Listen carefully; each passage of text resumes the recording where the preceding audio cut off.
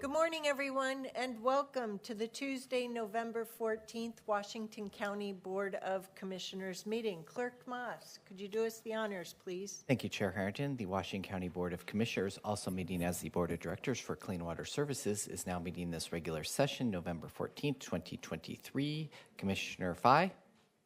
Present. Commissioner Rogers? Here. Commissioner Treese? Here. Commissioner Willie? Here. Chair Harrington? Here. All right, we have two commissioner members who are attending by Zoom, so if during the Q&A they use a raised hand, if you could help me see that, Clerk Moss, I'd appreciate it. So the next item on our agenda is public communication. This is an opportunity for members of our community to come and address the board for up to 2 minutes an individual. Clerk Moss, who do we have? First, we'll start with Mr. Dale Feek. Dale?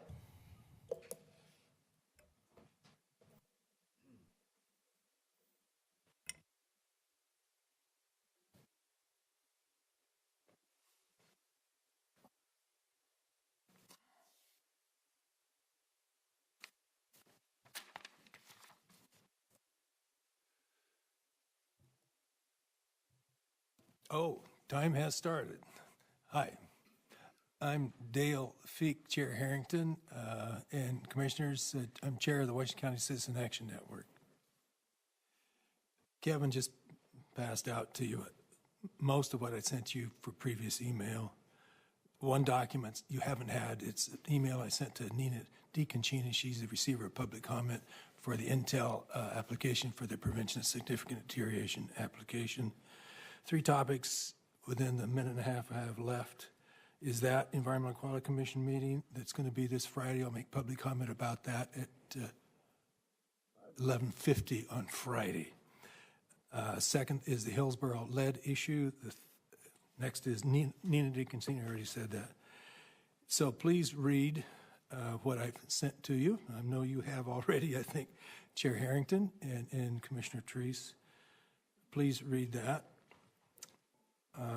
Intel's application is very serious. I noticed there was a full-page ad in the Oregonian about Intel, 3rd page. I wrote Teresa Bottomley this morning and asked her how much money that ad cost. I'm just curious. National defense is important, but also protecting the environment is also important. In the links that you and the attachments that you have before you in the document, there's active links. Please note Linda Peters. She wrote an op-ed piece in 2013. She's a former chair of this county commissioner. She was a commissioner for 8 years and chair for the last 4 years, and she was very adamant about Intel and her asking Intel to be here, but she was very critical of what Intel's doing in the way of toxic emissions. So please take a look at what I've sent you. It is a reading assignment, Commissioner Willie. Okay, thank you very much. All right, next up we have Yasmin Ibarra.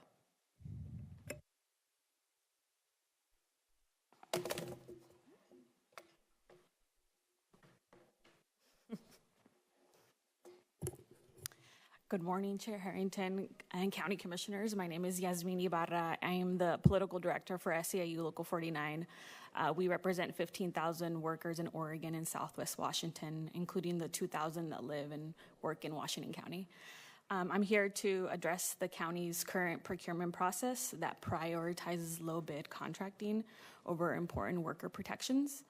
We are concerned that the unintended consequences of your current process would lead to your current union janitors losing their jobs, potentially replacing them with a vendor that provides inferior compensation and working conditions.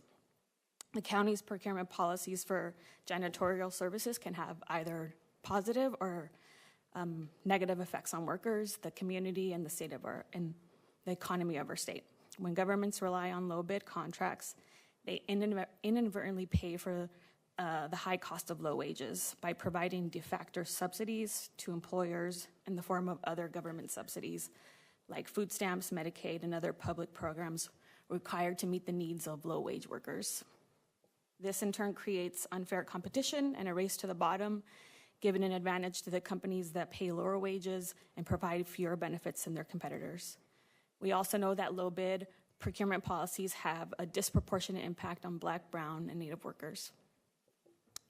Currently, the janitorial contract that's provided here at Washington County is by ABM, and these employees are members of our union. They have a fair contract that guarantees them fair wages, quality and affordable health care, contributions towards their retirement and security, and protections for workers' rights on the job. And these are the types of jobs that the county should be creating, but procurement services needs to have the tools and the policies in place that steered them towards that direction. Next, you'll get to hear a little bit from the workers who work here at the county, and looking forward to continuing this conversation. Thank you. Next, Madam Chair, we have Josie Reyes.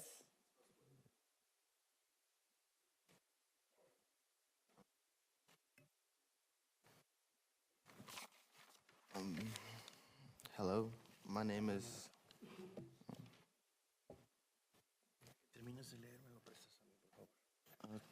It's okay. I was going to translate in English. Okay. Hello, my name is Josue Chavez Reyes. I live in Hillsboro, Oregon, all my life, and I never want. Oh, sorry. Sorry, I'm a little nervous. My name is Josue Chavez Reyes. I lived in Hillsboro, Oregon, all my life, and I never once moved because my family loves it here. I still live with my parents and my little siblings. I work in ABM for the last 6 or 7 years since I graduated high school. I've been here since I was 18. They gave me my first job, and I love this job because I work with good, honest, hardworking people. It helps me pay for my family's medical bills. Like, my mom has a heart condition, and I help her pay for her medicine. If I lost my job, I won't be able to help with my family or, pay the bills around the house and stuff like that. And also, I won't get to work with these hard, honest working people right here behind me. Everyone here at ABM is everybody here at ABM are hard, honest working people that love their jobs, and they all made connections with people that work here. And I love these guys here, and I would always work with these guys. Thank you very much. Appreciate it for hearing me out. Next, we have Maria Cardonas.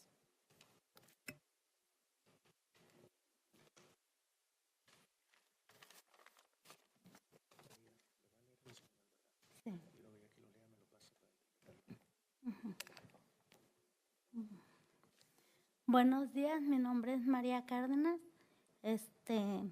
Vivo en Hillsboro, Oregon desde hace 18 años. Vivo con mi familia, somos una familia de 6. Yo trabajo para IBM, limpio varios de los edificios de aquí. Me gusta mi trabajo porque me siento a gusto, me siento confortable y se me hace fácil el trabajo que realizo. Trabajo para la unión porque nos dan buenos beneficios, tenemos salarios y luchan cada día por nosotros. Me afectaría si me quitaran el trabajo porque tengo que solventar mis gastos. Me gustaría que Dios toque sus corazones y tomen una buena decisión para que no salgamos afectados. Gracias. Hello, my name is Jose Leon. I'm the interpreter speaking on behalf of Maria Cardenas. Hello, my name is Maria Cardenas. I live in Hillsboro. I live with my family. I have 4 children. And in my home, we are 6 people living at home. For me, working for ABM, it's a good job. I work cleaning buildings, especially the WIC Juvenile Building and JSB facilities. I love my job and my schedule, and it's actually very easy, and I feel very happy with it. They are a good company. They give us good benefits. We have good working salaries, and every day they also take care of us and care for our rights. This would affect me because as a mom, I do have expenses and needs at home to attend, bills and food. So I would like just you to take a good decision so that we are not negatively impacted by this, and I hope God touches your heart. Thank you. Thank you. Next up, we have Alejandro Sanchez.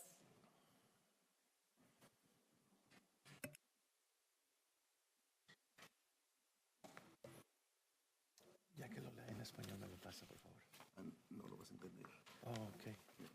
¿Puedo hablar en inglés? Un cachito. Okay. Hi, mi nombre es Alejandro Sánchez. My name is Alejandro Sanchez. Tengo 3 hijos. I have 3 kids. Yo vivo en Aloha, Oregon, del condado de Washington, I live in Aloha, Oregon, Washington County. por alrededor de 40 años. I've been living there for about 40 years. Vivo solo con mi esposa, I live with my wife, 2 personas. just the 2 of us. He trabajado en ABN por alrededor de 30 años. I've been working for ABM for almost 30 years. Hoy, 6 años acá he trabajado en Washington, no, 5 años en Washington County en casi todos los edificios. And I've been working in the Washington County area for about 5 years, cleaning so many buildings. So, me siento orgulloso de mi trabajo porque en realidad a mí me gusta mucho la limpieza. I feel very proud about my job because I really enjoy cleaning. Trabajo, me gustaría que hubiera una continuidad con alguna empresa más o con cualquier empresa que fuera que tuviera unión. And I liked this to be a continuity with a company that has an union for workers. Es por el respaldo que nos dan para el respeto de nosotros los trabajadores. Because of the support and the backup they give us, especially the respect they have given us.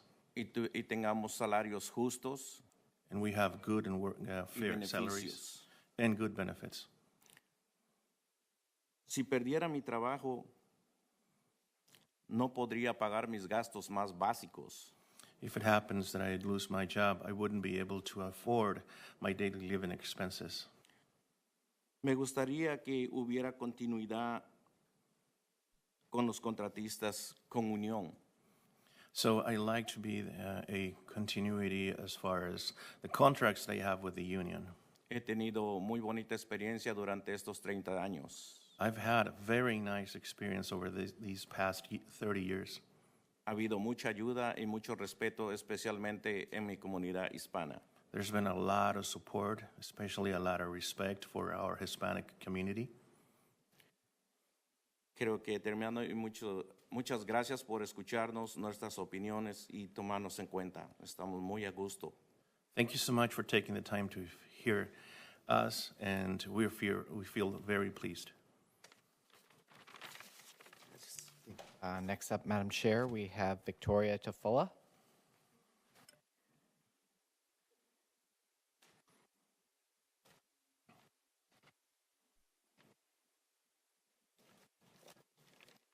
¿Cree usted que ya que termine me lo puede prestar para leerlo? Ya que lo termine me lo presta para leerlo. Ok. Buenos días, mi nombre es Victoria Tafoya Arellano. Tengo 3 hijos, soy sola. No tengo marido, trabajo para mí sola y necesito de mi trabajo. Yo vivo aquí en Hillsboro, Oregon, del 1981. Dependo de mí sola, yo trabajo para mí, trabajo para IBM. Esta es mi casa segunda. Mi casa de mi trabajo en el, ¿cómo se llama? En el car house. No. Trabajo para el edificio del car house. Me gusta la limpieza, soy responsable a mi trabajo. porque estamos trabajando muy bien con Unión, pues me afectaría porque no tengo más a dónde ir. Esta es mi segunda casa. Solamente les pido mi trabajo a Washington. Me siento orgullosa de mi trabajo. Gracias. Hello, my name is Victoria Tafila. I have 3 kids. I am a single mom. I am not married. I do not have a spouse. So I work for my own and my family. So I do need this job. I've been living here in Hillsboro, Oregon since 1981. Again, I'm on my own. I've been working for IBM. It's like a second home for me. I enjoy this job. Most of the work that I do is in the courthouse. I've been doing this for 9 years. I like cleaning. I'm a very responsible person at my job, and we are working very happy with our union. This would affect me because I don't have any other place to go. As I mentioned, this is my second home. I just want to ask you to help me continue doing my work that I feel very proud of doing. Thanks so much. And lastly, signed up, Madam Chair, E.D. Miranda.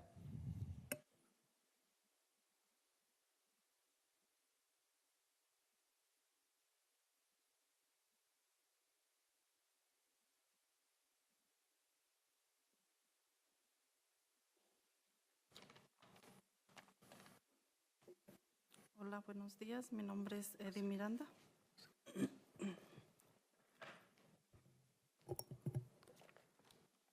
Vivo en Hillsboro por 30 años. Vivo con mi esposo y mis hijos. Mis 5 hijos, 3 de ellos dependen de mí. Trabajo para ABM por 3 años. Limpio 4 edificios, 2 de ellos son de sheriff. A mí me gusta mucho mi trabajo aquí porque es como si estuviera limpiando mi casa. Trabajar con Unión es bueno para mí y mi familia. Tengo seguro médico y un salario mejor.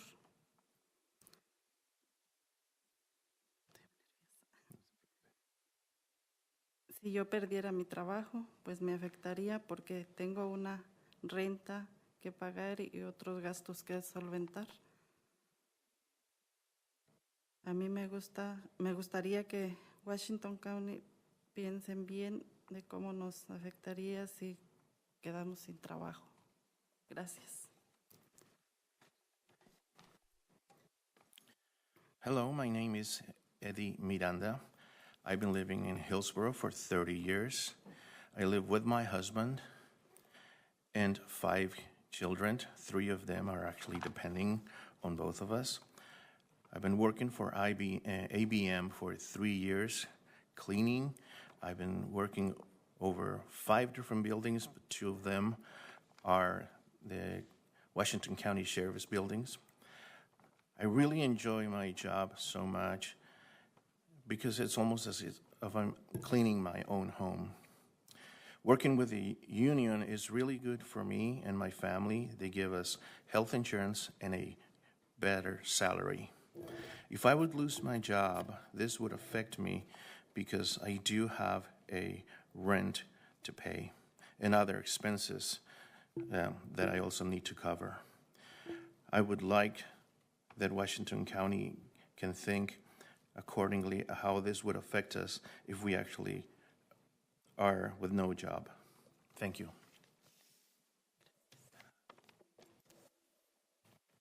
Madam Chair, that concludes this portion. Thank you, Clerk Moss. Then we will have our second public comment period towards the end of the meeting. The next item on the agenda is our consent agenda. Today's consent agenda consists of 6 items, 2 items from Clean Water Services, 1 item from Facilities, Fleet, and Parks, 1 item from Health and Human Services, one item from Human Resources, and one item from the District Attorney's Department. What are the wishes of the commission? Motion to approve. We have a motion and a second. All those in favor, please vote by raising your hand or saying aye. Thank you, commissioners. Any opposed? The motion carries unanimously 5-0. Today, we have 3 different presentations. The first comes to us from Clean Water Services. Oh, you're right. I did skip over proclamations. Thank you, Commissioner Willie. I appreciate that. Before that, we have one proclamation, and today we're going to be proclaiming in honor of Transgender Awareness Week, November 13th through 19th, 2023. I'll be turning it over to Commissioner Nafisa Faye, as well as a speaker. Thank you, Chair Harrington. Can you hear me?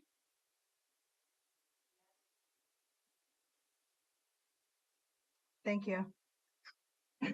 Transgender Awareness Week is a week when the transgender community and their allies take action to bring attention to the community through education, storytelling, and advocating for a world where transgender and non-binary people are no longer targets of violence and hate. The week culminates with Transgender Day of Remembers, a day to memorialize the members of the transgender community lost to the transphobic violence. By recognizing and celebrating the diversity within our county, we pave the way for a more accepting and supportive environment for everyone. I want to take a moment to introduce you to Cassandra O'Donnell, who will be reading the proclamation today. Cassandra O'Donnell joined Washington County in 2023 as an associate planner in the Department of Land Use and Transportation. As a transgender woman herself, she's very passionate about the ongoing cause of transgender awareness and excited to present the proclamation in honor of Transgender Awareness Week and Transgender Day of Remembers 2023. She would like to also to recognize her fellow celebration planning group members, including Hylan Edelman and Ricardo Palaluzos, for their support in preparing Washington County's Transgender Awareness Week programming. Please help me welcome Cassandra. You have the mic. Thank you, Commissioner Faye, and thank you, Chair Harrington. I will just get right into it. A proclamation in honor of Transgender Awareness Week, November 13th through 19th, 2023, and Transgender Day of Remembrance, November 20th, 2023. Whereas Transgender Day of Remembrance, November 20th, was started in 1999 by transgender advocate Gwendolyn Ann Smith as a vigil to honor her memory of Rita Hester, a transgender woman who was killed in 1998. And whereas Transgender Awareness Week, November 13th through 19th, celebrated throughout the week prior to Transgender Day of Remembrance, is a time to uplift and recognize transgender, non-binary, and gender non-conforming voices and experiences. And whereas it's estimated that 1.6 million youth and adults in the U.S. identify as transgender, including over 134,000 of whom are American veterans, and over 15,000 of whom are actively serving in the military today. Whereas the 2015 U.S. Transgender Survey showed that 30% of transgender respondents suffered mistreatment in the workplace, 23% were evicted or denied housing, 29% were living in poverty, 47% were sexually assaulted at some point in their lifetime, and 77% of transgender students were harassed or mistreated in school. And whereas 2021 was the deadliest year on record for transgender and gender nonconforming people in the United States, and those murdered were almost all Black and brown women.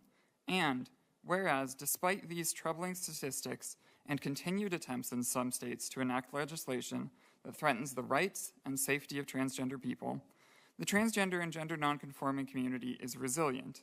And whereas 2019 Oregon Senate Bill 577 clarified that gender identity is a protected class in Oregon, And 2021 Oregon House Bill 3041 further clarified existing anti-discrimination protections by creating a standalone definition for gender identity and by adding it to all statutes that reference sexual orientations. And whereas transgender and gender nonconforming people live successful, full, and joyous lives, contributing to our community's culture in many ways, and their invaluable contributions and enduring activism can never be forgotten. And whereas becoming an ally to the transgender community is an ongoing process and requires learning through education and awareness. And whereas this board wishes to recognize and celebrate Washington County's transgender, non-binary, and gender nonconforming employees and residents. Now therefore, be it resolved that on this 14th day of November 2023, the Washington County Board of Commissioners do hereby proclaim November 13th through 19th, 2023 as Transgender Awareness Week and November 20th, 2023 as Transgender Day of Remembrance in Washington County, and urge all community residents to celebrate trans joy and continue working towards eliminating discrimination and injustice where it commits. Thank you, Cassandra. Really appreciate it. Commissioners, do you have any comments before I ask for a motion? I do, please, Chair. Thank you very much for the proclamation, and I'm with you in celebrating trans joy. I think that that's wonderful, and I'm sorry that we have to celebrate remembrance as well. And into the future, I'm hoping that there's much more joy than there is remembrance. So thank you for your time today. Commissioner Willie, anything? Okay. We've already heard from Commissioner Fye, and I acknowledge Commissioner Rogers is here as well. Thank you, Cassandra, for stepping forward to provide us with the opportunity to move forward with today's proclamation. Thank you. And I have a question for you. Usually when we have proclamations as well as other awards, we provide the opportunity for a photograph. So if you would like to take a group photograph with us. That would be lovely. I brought a flag just in case. Thank you. Thank you so much for being so prepared. So, commissioners, what are the wishes with regard to today's proclamation? So moved. Second. We have a motion and a second to acknowledge today's proclamation and move forward as read. All those in favor, please vote by raising your hand or saying aye. Thank you, commissioners. Any opposed? The motion carries unanimously 5-0. So the three of us will join in a picture. Thank you so much. Anyone else in the audience who wishes to participate to share your joy and commitment for trans joy?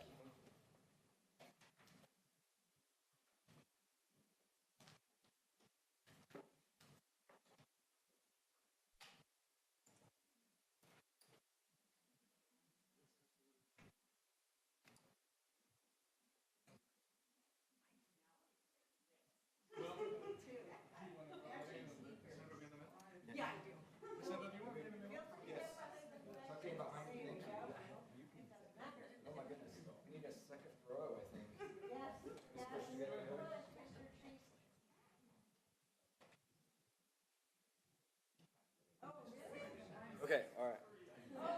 Go. Okay. Okay, first look at me. Transgender joy. Once more. Okay.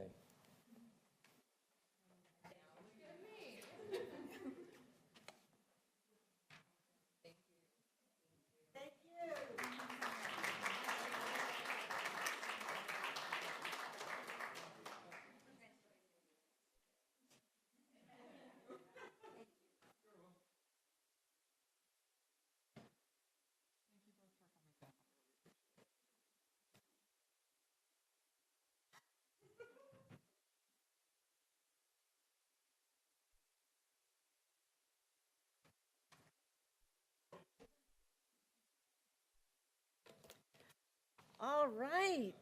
Next, we move on to those three presentations I was beginning to reference earlier. And our first one comes to us from Clean Water Services to present the Utility of the Future Today Recognition Certificate and Flag for Excellence in Energy Generation and Recovery. I'm not sure if I'm looking to Ms. You're looking Taniguchi-Dennis or right over Mr. here? Jockers. Okay, thank you. Thank you, Chair Harrington and members of the Clean Water Services Board. It's a real honor to be here today to present the Utility of the Future Today 2023 Award to Clean Water Services staff for a particular area that we submitted in this year on energy generation and recovery. Clean Water Services was one of 47 utilities internationally to be honored with a 2023 Award for transformational work in community engagement, watershed stewardship, and the recovery of resources such as water, energy, and nutrients. Since the program's inception in 2016, Clean Water Services has been recognized as a utility of the future today 7 times. The award honors utilities that optimize and continually improve their operations, consistently meet or exceed regulatory requirements, plan and invest in the maintenance and repair of critical infrastructure, and engage their employees and communities in meaningful and productive ways. Clean Water Services has previously been recognized for water in the areas of water reuse, nutrient recovery and materials recovery, energy efficiency and generation, community partnerships and engagement, and watershed stewardship. This year, we've been recognized for our work in energy generation and recovery. Some of those examples, and I know that the board is familiar with some of these things, is, for instance, at our Durham Water Resource Recovery Facility, we bring in 150,000 gallons of fats, oils, and grease from restaurants from throughout the Portland metropolitan area that help us produce energy in a way that we're able to meet more than 60% of our total energy needs at that facility. In the meantime, at our Rock Creek facility here in Hillsboro, we're currently in negotiations to invest in a public-private partnership to take the biogas from our digesters and have that cleaned and inserted into the natural gas system as renewable natural gas, at which point that would also be a revenue source to Clean Water Services, but also provide renewable natural gas for customers to buy. Also at Rock Creek, we have designed a heat recovery system at the facility to capture heat. The water that comes to us is very warm, so we have a heat recovery system that allows us to capture that heat to use within our facilities. Now, there's the added benefit, too, that the heat recovery system is that it cools the cleaned water before it goes back to the river, and that's very important to the health of fish and wildlife in the river. Finally, we also have a public-private partnership with Tesla, where solar panel projects have been installed both at Durham and at Rock Creek that produce more than 500,000 kilowatt hours of electricity per year. The Utility of the Future program was launched by the National Association of Clean Water Agencies, the Water Environment Federation, the Water Research Foundation, and the Water Reuse Association, with input from the U.S. Environmental Protection Agency and the U.S. Department of Energy. I am pleased to be joined today with some of my colleagues that I want to recognize and have the board be able to recognize as well that are really instrumental. They're integral to this work specifically. They include C.J. Baxter, who's our Water Resource Recovery Services Manager, Pat Orr, a Senior Engineer, Dustin Hagerman, Plant Superintendent, Randy Robbins, Mechanical Maintenance Supervisor, Ken Eldred, Senior Plant Maintenance Technician, Kevin Wagner, who's an Operations Analyst, and Logan Olds, our Chief Utility Operations Officer. So I wanted to thank you very much and hand it over to you with that. Well, aren't we lucky to have such wonderful energy generation and recovery means taking place right here in Oregon and serving our customer base. Our staff is very innovative and very creative and dedicated to ensuring that we, in delivering our service, also get highest, best value as well. So thank you for bringing to life all of that work. Did you bring the flag? I did. Of course I brought the flag. It's a day of flags today, so wonderful. Yes, I brought a So flag. we will ask you all to come up and join us so we can thank you individually, but also take a photograph. Other commissioners, do you have any comments beforehand? I just want to say thank you for your hard work. And, you know, we do this fairly frequently with CWS, take pictures and enjoy the recognition. So being a part of the board of Clean Water Services, it's so rewarding to me to be able to just honor the work that you do. So thank you for your hard work. Any other commissioners at this time? Yeah, I'd agree with what Pam just said. It's so educational and informational to just be around you guys, all the creative things that you do for Clean Water Services, and certainly with our environment top of mind in everything that we do. So thank you for your commitment to that. And congratulations, Diane. Commissioner Rogers or Commissioner Fye, anything else you'd like to add? Okay, well, we'll take a picture then. Thank you.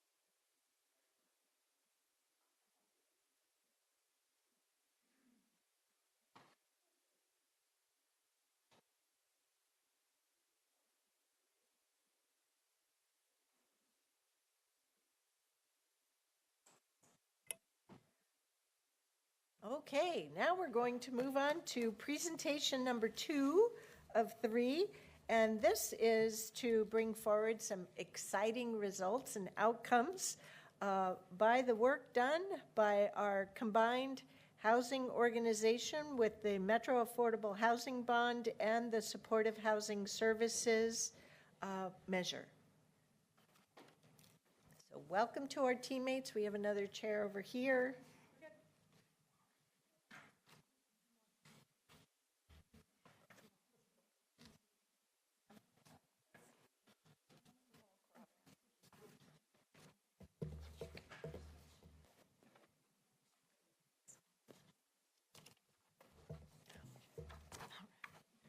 Who's kicking us off? You, Molly? I am. Wonderful. Thank you. Good morning, Chair Harrington and Commissioners. My name is Molly Rogers. I'm the Director of Housing Services, and I use she, her pronouns. It is with great pleasure to share with you the important work of the Department of Housing Services this past quarter to end and prevent homelessness and to increase housing opportunities for seniors, families, and people with disabilities. This has been a landmark year for our work in implementing the Regional Housing Bond and the Metro Supportive Housing and Services measure, as our intervention strategies and impact have grown significantly. I am joined this morning by this fabulous team, led by Jess Larson, the Assistant Director of Homeless Services, and I'll be, Andrew Compton, our Development Manager, will be talking about our results from the Affordable Housing Bond. Next slide. Oh, you're right. Thank you, Chair. Great. Our progress is measured by cumulative and annual outcomes. Since the Affordable Housing Bond measure passed, we have completed 372 homes funded by the bond, and these are open to Washington County residents presently. We have an additional 810 homes under construction funded by the bond and other sources. And since the SHS measure passed, we have ramped up our rental assistance efforts so that we can have close to 5,000 vouchers to offer as a system. That means 5,000 households are subsidized to live and thrive in permanent housing. And in the past year, we have placed 1,385 persons experiencing homelessness into homes and prevented 1,137 persons from experiencing the trauma of houselessness in the first place. And next slide. And just 2 weeks ago, we celebrated our annual housing forum with Chair Harrington, Senator Jama, and keynote speaker Hanif Vazal, the co-founder of the Center for Equity and Inclusion. They all grounded us in the work that we are doing from a racial equity perspective, and they inspired us to do more. So, and with that, I will turn it over to Andrew Compton. Change spots. If that's okay. You okay? Hi there. I'm Andrew Crampton. I'm Development Manager with Washington County. Thank you, Chair Harrington and Board of Commissioners. A few slides on specific project progress with the Metro Housing Bond. Certainly in full implementation mode and really putting projects online this fall and wrapping up at the end of the year and early next year with 2 additional projects. Had a great grand opening celebration with the Longside Apartments, sponsored by Northwest Housing Alternatives and the city of Tigard, adjacent to the Tigard Senior Center, 57 senior homes. Couple components of the project, in addition to the funding through the county with the Metro Housing Bond, the Housing Authority issued project-based vouchers and VASH veterans vouchers as well.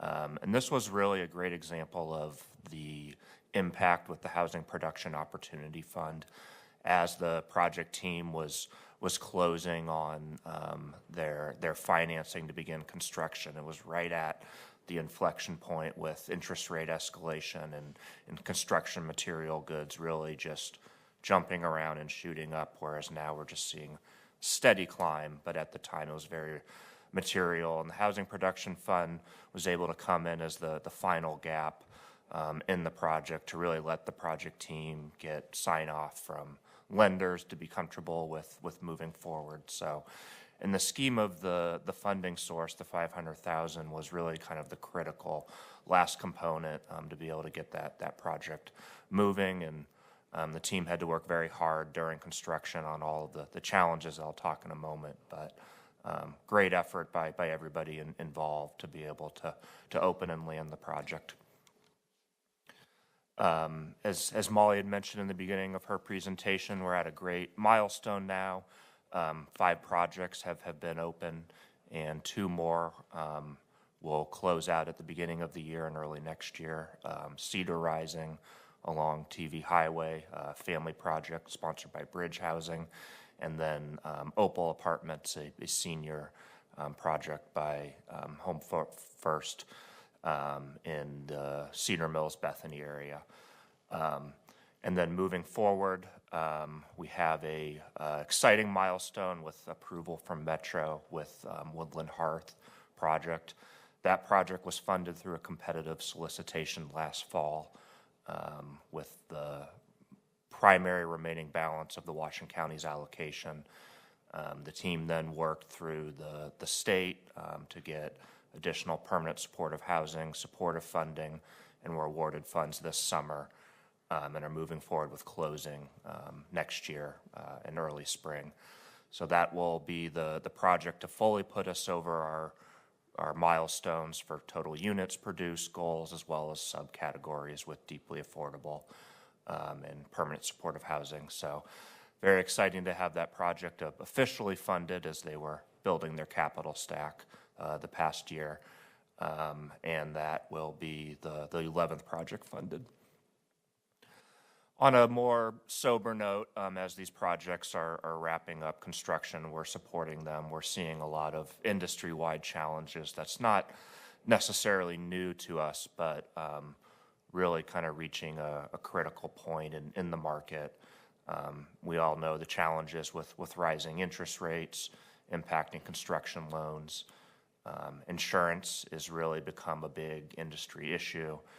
A lot of challenges coming out of COVID and housing folks that have a variety of needs, and the insurance industry is adapting accordingly. So it's something industry-wide that really I think we'll need to take a hard look at as supporters of building owners and building owners ourselves through a housing authority, is really how to handle the premiums and the impact. Because it's really changing how we think about our operations costs, and really critical. And then construction issues as well, which has been known certainly. The major one is the electrical switchgear issues. The second project in the portfolio is sponsored by Bridge Housing, Goldcrest, which has been renamed Altura, down in South Cooper Mountain, was facing this issue, and they were able to essentially pay a little bit extra to get ahead of line, but that's going to be an issue moving forward with just how short the manufactured abroad of switchgear issues. And then in the next year will really be the key for Oregon Housing Community Services trying to clear their pipeline, primarily due to the great work with the Metro Housing Bond, but other statewide funds as well. They've reached kind of a pinch point in the past 2 years in private activity bonds, which are needed available capacity for the low-income tax credit 4% projects that are the primary driver of affordable housing in America. So next year we'll be really getting those projects through and cleared, and then kind of a reset moving forward with OHCS's funding strategy. A lot of great work and really outreach by OHCS to think about the future capacity of funding, and they've recently kind of unveiled the direction that is very thoughtful. So it'll really be two things. One is all of the industry sequencing the 4% projects and essentially going through the queue of different checkpoints and milestones, and really having the state funding create more certainty early on with conditional award letters to have a milestone and a checkpoint and not just have kind of a competitive flurry, which is what we've often seen in the past when things get constrained. So there's good work being done, but it'll have to be sequencing, and we're going to also see, I think, more non-4% projects as well.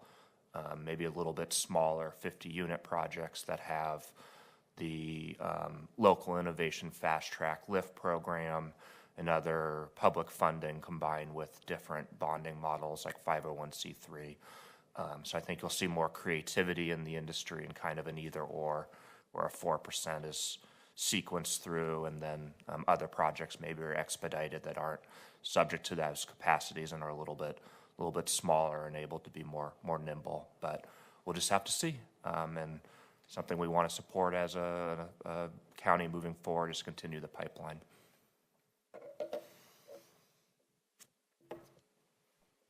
Thanks, Andrew. Good morning, Chair, Commissioners. For the record, my name is Jess Larson. I use she and her pronouns, and I'm your Assistant Director. Excited to bring you our quarterly update in our homeless services work. But before we transition, I just want to commend the great work of our affordable housing team and mention that there's a lot of great work not included today, but we hope to be bringing forward, of integrating these revenue sources. For example, one of those projects is soon to be opening the Opal, and it will have 28 units of permanent supportive housing funded through the supportive housing services measure. So there's just a lot of synergy happening thanks to these voter approved measures, and we're so grateful for our partnership and clearly expertise in our affordable housing team. So my job today is to be brief with my comments and introduce and turn it over to the team of experts that's growing in our department, where there are many new leadership positions we are able to be filling out, including the wonderful Director Rogers. And so we just want to make sure we're introducing those leaders to you and turning the mic over to them. So you recall this slide. I think it's a good starting place to talk about where we're at in implementing the Supportive Housing Services measure after 2 full years and underway in our 3rd programmatic year. This is the transformative change that's happening on the ground in our community. The sheer scaling up of capacity of outreach workers, case managers, of shelter beds. You've heard this story many times, how once there was a time when there was no year-round shelter bed for a single individual in Washington County. Today there are over 400 open every single night, so that we truly have emergency response options to provide people who are unsheltered. And we don't solve this crisis without stable housing options, and Director Rogers referenced all of the vouchers that are now in our system, and that is what this housing capacity bar chart represents also. Those are all of the placements that our outreach workers, our case managers, our shelter workers are able to connect people through shelter and into stable housing options. So we are grateful for these resources, and the impact is being seen across our community. And here is one of those stories. To me, Russell's story strongly represents the impact. His story was included in our annual report, which was just shared with our oversight committee and shared with our community broadly. Thank you, Chair. It's also available on our website. When I first heard Russell's story, to me, it represents that change in hope in our community. He'd been homeless for over 8 years outside, unsheltered in Washington County. And in fact, our encampment management program interacted with him on regular occasion when camps needed to be addressed, and oftentimes he was moved from one location to the next, and so he became kind of known to our outreach workers and our EMP staff. And one day, finally, that outreach work paid off. Those relationships that those boots on the ground had built with Russell made a difference, and he shared, you know, I didn't think it was possible for me, but now I see my friends getting into shelter and even some getting into housing, so I think it's possible for me too. And today, Russell's fully engaged in our housing programs. He's in one of our bridge shelter programs and getting ready to move into housing. And this is that, I think, individual demonstration of hope that was shown on the previous slide of that capacity that's increased across our community. So I'm just here to queue up my colleagues. So first I'm going to turn it over to Catherine Gallion, our manager of all program implementation, and then she will pass it off to Ali Alexander, our business operations manager for the homeless services team.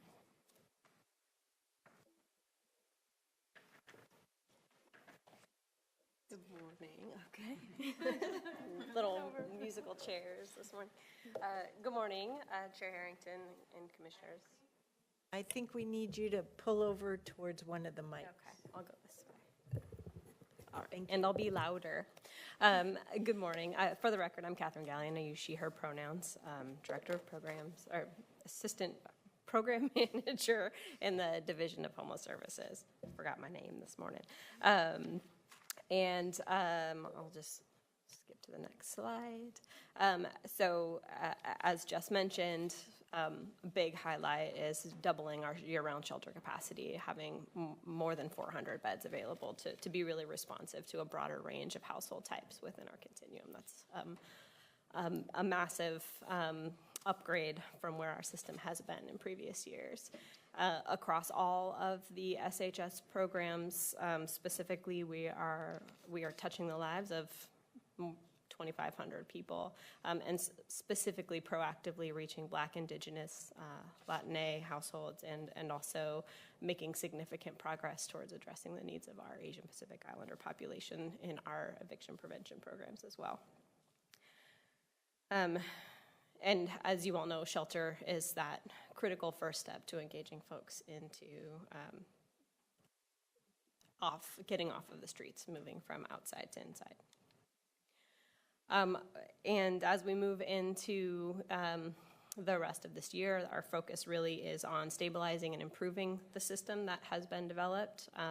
So we're focusing very closely on data quality assurance and providing the tools for agencies, our partner organizations and agencies, to really manage the effectiveness of their own programs, so that they're able to see how they're progressing towards their individual goals and our collective goals as a network. That includes some quality assurance positions within the organization, as well as some more regular reporting that we're able to assist them with reviewing. Adding a shelter liaison position to make sure that folks that are in those emergency shelters are staying connected to housing programs, but also for those for whom the right solution is not enrollment in one of our housing programs, but some other self-resolution, family reunification, creating those pathways and ensuring that there's support for those pathways out of homelessness as well. And then our technical assistance programs to build up our network of providers and make sure that they're poised for the next stage of growth. We have some other highlights. You've all heard of the LC3, the Locally Coordinated Command Centers process, our focused engagement with unsheltered populations to assist our city partners, as well as our community members that are struggling with unsheltered homelessness. This process has proven to be very effective at connecting with households. 35 of those households are connected to housing programs and remaining engaged. Since this report was written, we're actually at 18 of those households stably housed in permanent housing, and 76 are in shelter as of today.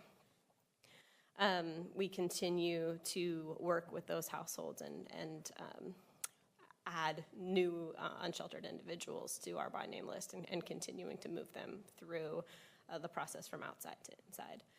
We've also implemented our short-term solutions provider training, which is, again, that pathway out of homelessness that doesn't require enrollment in a housing program, so alternative solutions, family reunification. We were awarded an additional $2,500,000 from Kaiser to support a new medical respite program, which allows folks who are being discharged from hospital or medical services to have a safe place to recover, and then expanded our eviction prevention programs to reach more diverse communities. With that, I'll hand it over to Allie. Thanks, Catherine. Good morning, Board of County Commissioners and Chair Harrington. For the record, I'm Allie Alexander Sheridan. I'm our Business Operations Manager for the Homeless Services Division. And I'm bringing you all some exciting updates about our capital projects. So you'll see here on the screen on the left-hand side a photo from our recent Beaverton year-round shelter wall breaking on November 3rd. And the Beaverton wall breaking and shelter site is made possible by a combination of SHS funds and also executive order funds from the state. And these resources are creating the first permanent year-round emergency shelter site in Beaverton. On the right-hand side, you see a photo of a pod from the Cornelius Safe Rest Pod Village that opened September 5th. We're excited to say that some of the neighbors that initially raised some concerns about the opening of this site have been working really collaboratively with our shelter operator, who has Open Door Housing Works for this site, and the work of sheltering folks and getting them connected to resources is underway at this site. A couple of upcoming capital projects that we'll be bringing you updates on in the future. The first is the forthcoming opening of 2 additional PODS Village sites in Hillsboro and Aloha. Those sites are set to open in December and early 2024, respectively. We're also looking to launch a Access Center NOFO, Notice of Funding Opportunity, in the new year. And this will bring 4 access centers to 4 locations that are geographically distributed across the county. The goal of these sites is to provide a walk-in center for individuals to get connected to services, hygiene, food supplies, and ultimately start their journey of getting connected to housing resources. These 4 sites will also serve as inclement weather stand-up sites in the event of severe weather events occurring. We're also keeping an eye on permanent supportive housing as a top priority in our work. And we also have efforts underway regarding PSH acquisitions, rehab, and development. So more on that soon as well.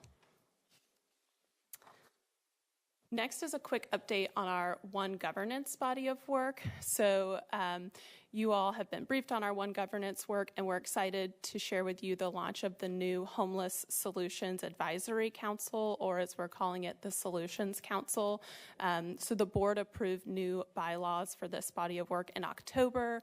Our recruitment is currently underway. Our applications actually close tomorrow. And then we'll be seeing board appointments in December, January for new members of the Solutions Council. And this work will get underway with the committee launching in early 2024.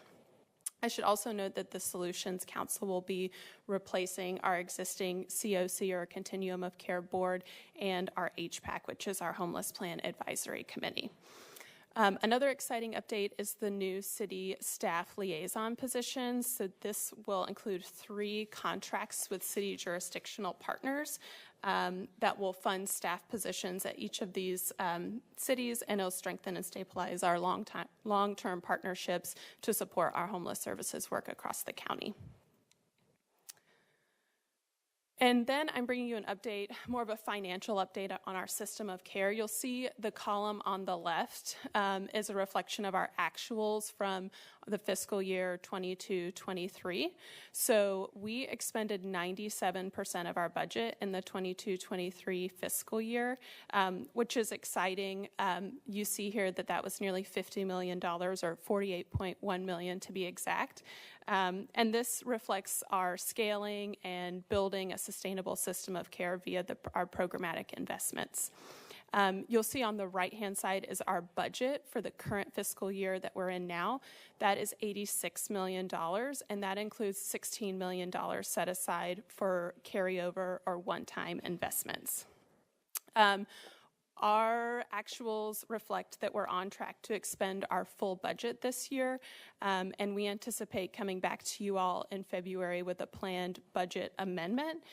We're growing quickly, and we also want to take advantage of some of our new and updated revenue forecasts for additional revenue, and also take advantage of additional capital and one-time investments that we anticipate this program year. And with that, I'll hand it back over to Jess to round us out. Thank you, Allie. So to conclude, we bring you some photos from a recent visit to an encampment outside of Forest Grove. We called it Highway 47 because it's right off the highway. And you see staff here visiting with Director Rogers. We gave her a tour of some of our programmatic work, and you can see the before and after of this encampment that had been in place really for more than 2 years during the pandemic because of federal guidance on how to respond to unsheltered homelessness during the pandemic.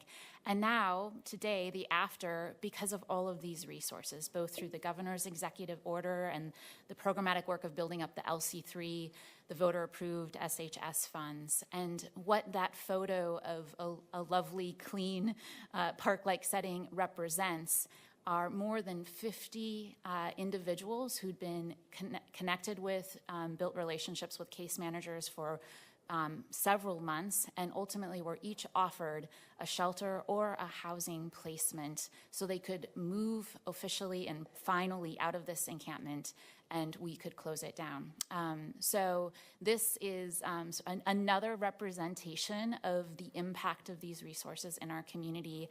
And frankly, it was Mayor Wenzel, who from the city of Forest Grove, who sort of said it best for us when we were presenting. I think Director Rogers and Andrew Crampton and I were there giving a similar update around our programmatic work.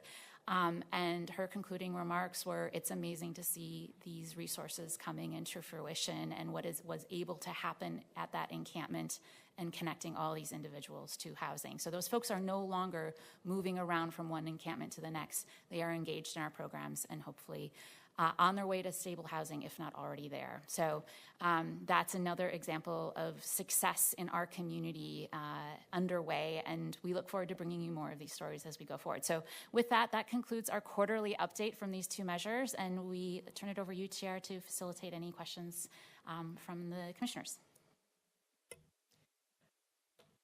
Well, usually we combine questions and comments, but first, why don't we see if any of my colleagues have any questions on this most recent report out? No questions, just great work. Yeah, that's my response too. Is I don't have any questions on this. I have driven by the Highway 47 camp last week, and it looks much better. So congratulations on that.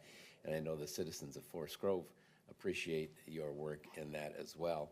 And it is amazing how, I just want to say how well you have managed. This is a lot of money, and obviously other jurisdictions are not doing quite as well, and I just want to say thank you very much for setting the bar really high and doing a great job. And your example person there, who was that you had? Russell. Yeah, Russell. What a great success story. So congratulations on that. Thanks for the good work. Commissioners online, are there any comments you wish to make? I would only say, echo the comments. Everyone has said what good work it is, and it is. It's an undaunting challenge that we all face, and this isn't by any means solving the entire problem across the county, but it certainly is a great start. So, very good work. Thank you, Commissioner Rogers. Commissioner Fye, anything? Yes, thank you, Chair. Just a quick comment to echo what everyone said, and to extend my gratitude and thanks to the staff for this wonderful update on affordable housing bond and the supportive housing services. While you've all been busy, and I just want to say your commitment to addressing such critical needs in our community is truly commendable. Your efforts are making a significant impact, and not only that, you're creating a foundation for a better, more inclusive future. So thank you. And this goes without saying, but let's continue to working together to ensure everyone have access to safe and supportive living environments. Thank you for your dedication, staff, and I look forward to keep working with you all to just cover more grounds. Commissioner Treese, are there any questions or comments you would like to make? I made mine. Oh, golly gee. Thank you. You started us off. That's right. It's still great. I'm sorry. So I'll do the sweep. So in my role, serving as not only the county chair, but also the board representative to the Metro SHS Oversight Committee and the SHS Tri-County Planning Body, I have had access to not only our SHS annual report, but also the report for Clackamas County and Multnomah County. And I also took a look at the Affordable Housing Oversight full program report as well. Not only are those of you here in Washington County on our staff and all the partners that you work with, the construction companies, the jurisdictions, the finance experts to help build new affordable homes through multiple projects, but also through all of the services. You're doing an amazing job working with your colleagues at the other counties as well, so that we are making tremendous impacts, not only in people's lives, but advancing the reputation of the Portland metropolitan area as a place where real people can afford to live and have homes here at home in their community. And I'm very grateful for that. I did ask Ms. Rogers if I had a few questions that I wanted to make sure that we had the opportunity to uplift. Would you like to speak to those here, or would you like me to reference? She gave me the answers already. Or would you like me to uplift those on your behalf? What do you want to start, and I'll add in? How about that? Okay, so one of the questions that I had was, it was a very brave thing that the voters in our region approved the affordable housing bond as they did, given that it wasn't just any affordable housing, but that bond proposal was created to increase the number of affordable housing homes for the parts of the spectrum that the ordinary programs through state and federal dollars didn't capture or address so well. The really hard stuff, the larger family units and the very low income. And so I am just so proud of the work of Washington County to exceed the original goals. That's tremendous. What are the key things that led to that? Because I was like, oh, it's going to be tough to get there. So could you bring to life what opportunities there were? Or if you want, I can highlight a few, or I can give you the notes that you sent me. I've got it. You've got it in your head. Got it up That's here. terrific. So let's just start with partnerships and leveraging. So we had the benefit 2 years later, after the regional affordable housing bond passed, to then have passed the supportive housing services measure, which was able to then bring in operating dollars, rental assistance services dollars, to make it a complete package of a community, especially for those households experiencing houselessness. In addition, the state legislature also passed additional resources through their LIFT program that Andrew alluded to. Yes, we did face some economic challenges with our 4% low-income housing tax credit program, because we all of a sudden had additional resources to be able to be leveraged. With those partnerships and leveraging of resources, we are able to over-deliver, particularly on certain goals like permanent supportive housing. Very much a very different economic time in 2018.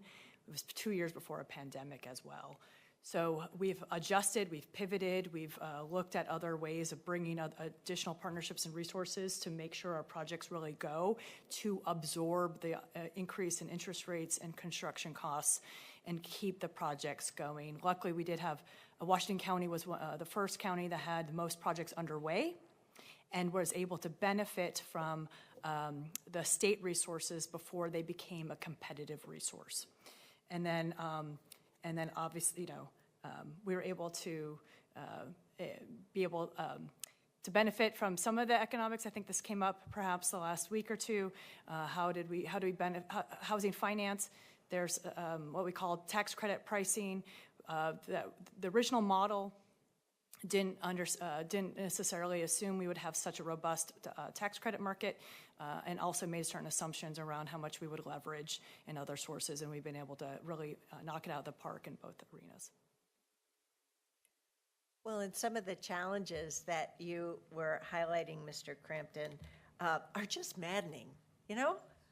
Golly gee, here it is, 2023, and we're still having some supply challenges across our planet.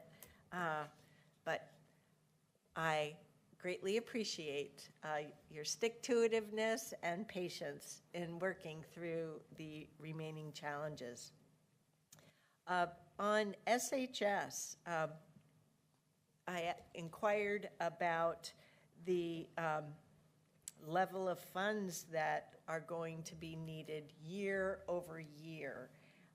So I'm wondering if you can speak to or bring to life the amount of funding that's needed year over year. Thank you. Yeah, thank you, Chair. How's my mic? Is this loud enough for the question?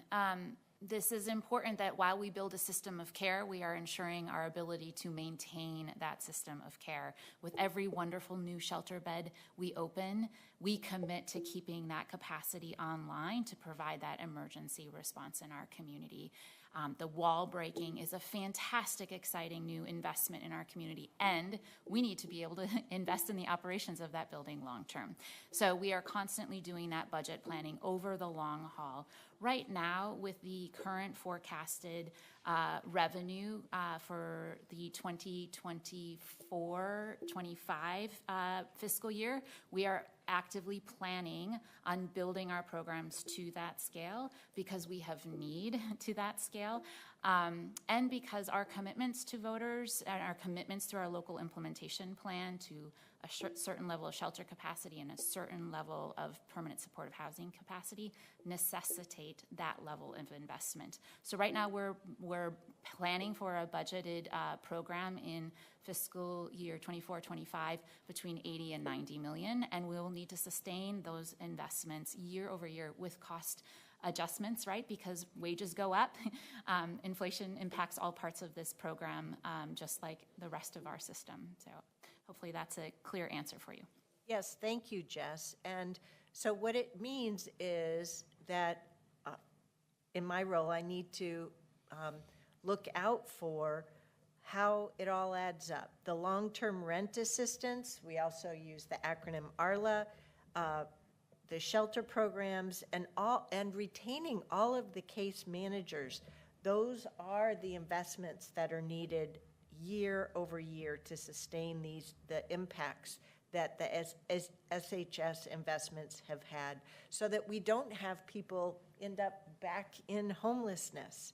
Another example, last year through ARLA alone, spent $11 million in monthly rent assistance, and the budgeted line item will need to grow to about $30 million to sustain the 1,500 households that the SHS program has committed to year over year. So that's why it's critical that, I'm going for that ceiling, or the top end, that 90 million year over year adjusted for inflation is really spoken for. And we don't want to backslide for the members of our community who we've been able to help and ensure their experience with homelessness is rare and brief. So I am so very proud of the work that you all do each and every day. Those of you who are sitting before us today and everyone behind you, thank you so much for doing this work. Many of you have made a career of doing this type of work versus a generalist like me who's had to learn an awful lot in a short period of time to catch up, and for us on the board to do our parts. So thank you so very much. And would you like to get a picture? You were big on this picture. Why not? It's a big day. Great. Oh, yes. Absolutely. Yes.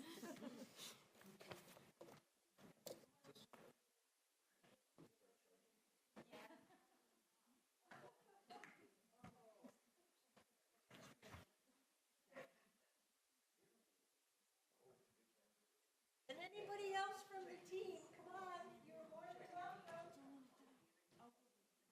Oh, come on.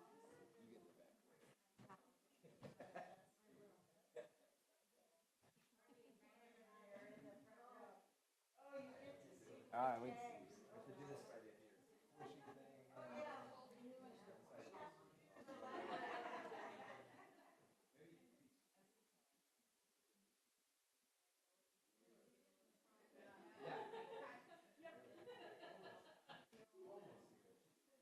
Oh, that's great. Yeah, 3, 2, 1. Housing. Brilliant.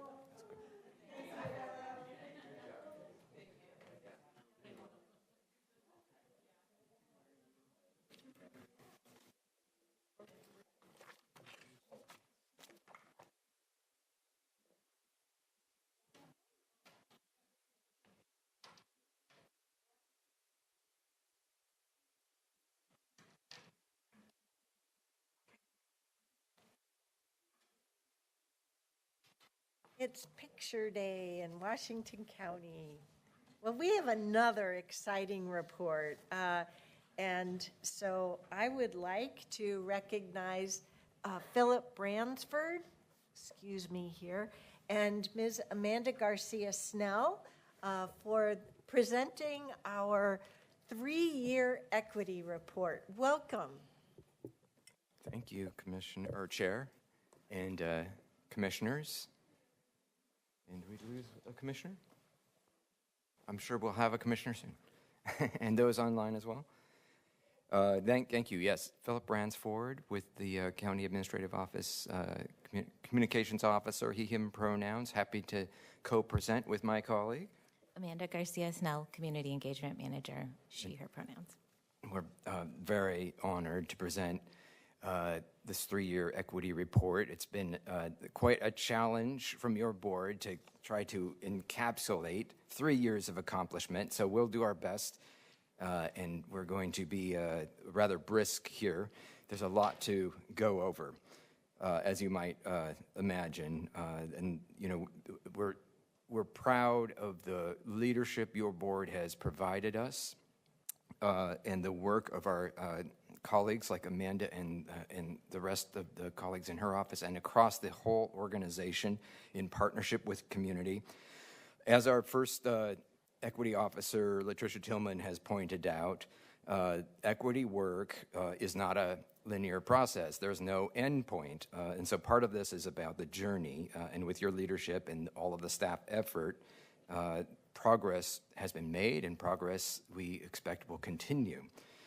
This report, this presentation is divided into 3 sections here. We're going to give a little background about our equity story, how we're creating an organization-wide structure for equity, which is key, and then a couple parting thoughts, and we'd love to hear your thoughts at the end as well.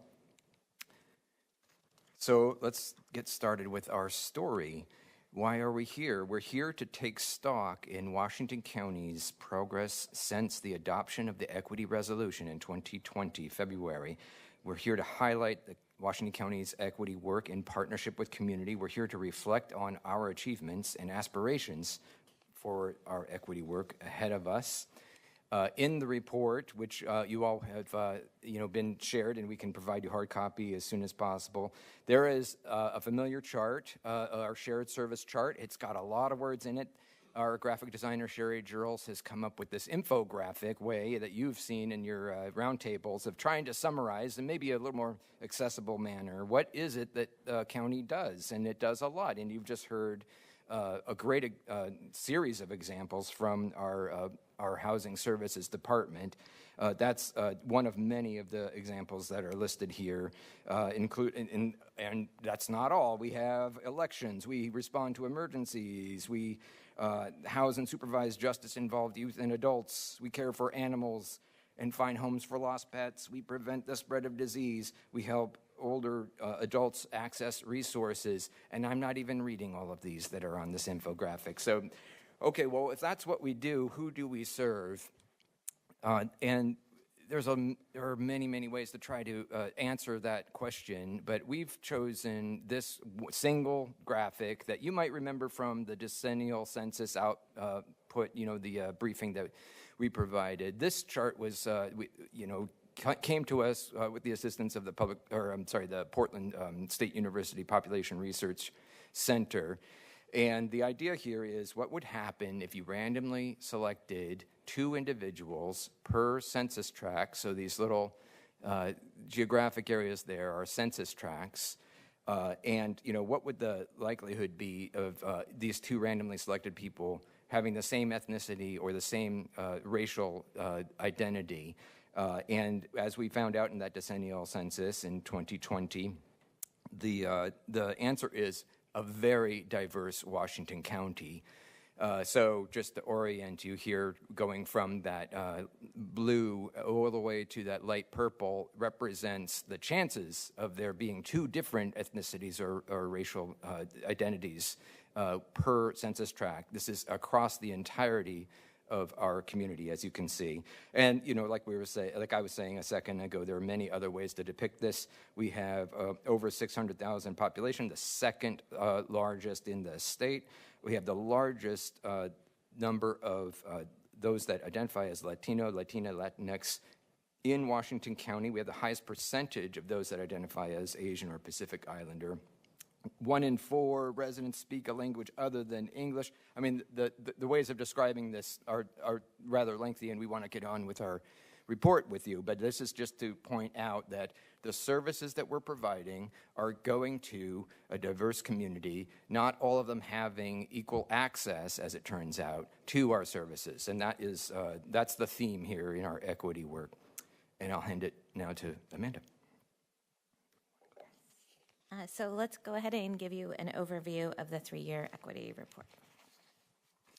So the progress made during the 3 years covered by the report is significant. This high-level timeline just highlights a few of those big accomplishments, but you can see there's been a range of activities and policies, beginning with the adoption of the resolution in early 2020, the creation of the Office of Equity, Inclusion, and Community Engagement, and then launching internal and external equity-centered committees and councils, and then most recently, the adoption of fair treatment and access policies this past June. So the equity resolution makes these 7 commitments here on this slide that our 3-year equity report will speak to. As you know, it's a robust and diverse group of commitments, and we'll go over each of these as part of our presentation. So beginning with the first commitment in the resolution, strengthening equity is to foster and support, the first commitment is to foster and support strengthening equity in the county's existing programs, practices, and procedures. Your board made tremendous strides in this area, especially to improve our compliance with the Title VI of the Civil Rights Act by adopting these 4 important equity-related policies, beginning with limited English assistance policy, which supports language access, the Equitable Community Engagement Policy, which improves countywide engagement work, most recently the Fair Treatment and Equal Protection and Non-Discrimination Policy, and the Access for People with Disabilities Policy, both of which you approved this past June, and improve our inclusivity and access for all people.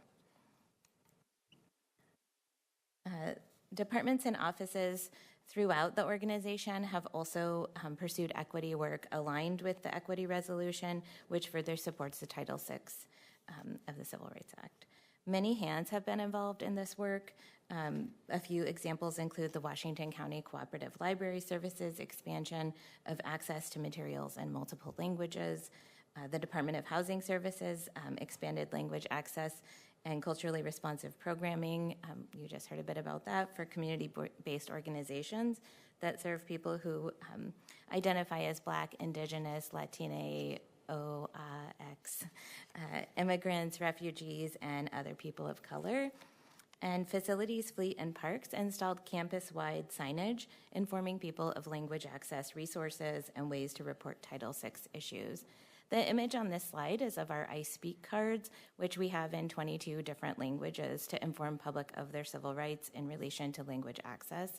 And these can be displayed and have been displayed on countertops throughout the organization. And we also share we share the actual cards with community partners and PDFs of the cards with jurisdictions if they care to make their own. As we know, our neighbors, so the city of Hillsboro has done so. So a final mention about this first commitment to strengthening equity involves standing up employee groups focused on the organization's internal equity work. These groups are really focused on building organizational capacity so that we can serve our diverse workforce using best practices. A few examples include the Equity Leadership Council and its 6 supporting committees. I'll touch on that a bit in a minute. And then the Reimagine Oregon Work Group. This internal group provided input as your board considered responding to recommendations of Reimagine Oregon. And then the Cultural Heritage Identity and Identity Proclamations and Celebrations, which are planned by staff committees. This picture depicts your most recent proclamation of November as a Native American and Alaska Native Heritage Month. And then culturally specific learning opportunities, such as Israel Pastrana's 5-part series on the history of Latinos in Washington County. And back to Philip. Okay. So the second commitment had to do with understanding inequity in county programs and policies. And there are several ways that you all, with your leadership, have helped us to accomplish this, or at least continue with our journey. One of them has to do with data equity. So we started as part of that Christmas tree, if you will, of equity committees internally, a data equity committee with representatives from throughout the organization. They are focusing on improving data collection systems, accessibility, analysis, and reporting standards. So that one Washington County approach to data regarding equity is part of what they're seeking. And they're also mindful of advancing equity by exploring implicit bias and other factors that can sometimes result in a mismeasurement. So the data collection exercise itself needs to be examined, and that's part of what that committee does. I think this board is very well aware of the budget equity tool and how that's been incorporated 2 years in a row now. I think we're looking at our 3rd year of implementing this model that we've inherited from the Government Alliance on Racial Equity. Very proud of that work. A similar approach has been taken with your board's legislative agenda. So we've taken an equity lens with respect to that. Equity and inclusion trainings and educational opportunities have been provided. Throughout the year, the county offers educational events. We just had one just a moment ago with that proclamation about transgender rights. And these have been, internally focused, virtual, in-person, in concert with those recognition events. Examples include the Race Forward Foundation's training on implicit bias. We had a 21-day challenge. It was like a reading list that employees went through. It took about a month's time to all about kind of gaining that awareness of equity and inequity in our institution and in our community. Finally, culturally specific partnerships and networks have grown during this time. The Garbage and Recycling Advisory Council has gone through a significant realignment as part of its work. The Sheriff's Office has the Latino Advisory Commission. The county engagement positions have been established, some of them in our departments like library services, land use and transportation, housing, like Amanda just mentioned. And we've had some cultural alignment going on with our mental health services, community corrections, juvenile services. We're summarizing quickly, board, as we describe these things to you. So as you may recall, one of your early directives was to improve the county's approach to appointed advisory bodies that give input to various aspects of your work. Thank you for your leadership and for the way you championed the implementation of the applicant demographic reporting in 2021. As we've shared with you in the past, we saw a significant increase in that metric. Additionally, to support pathways for diverse voices to participate in decision-making, we've provided equity, diversity, and inclusion trainings for boards and commissions, leadership, and staff liaisons. In particular, the Planning Commission engaged in inclusivity trainings to better understand the importance of equity in land use planning practices. There have also been a range of other projects and activities related to equitable community engagement. A few examples are listed on this slide. Transportation Improvement Equity Framework. I won't read the whole list to you. It's there for you, and I will pass it back to Philip.